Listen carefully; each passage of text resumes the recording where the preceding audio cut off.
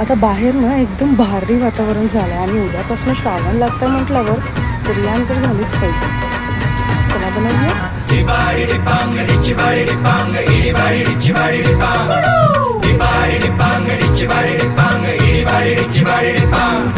काळी माती निळ पाणी हिरव शिवार, ताज्या ताज्या माळव्याचा हुईला या भार.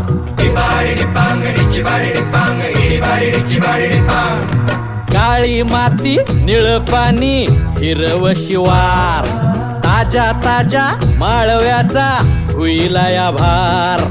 ज्वानीच्या या मळ्यामंदी पिरतीच पाणी, बघायला कवतिक आलं नाही कुणी.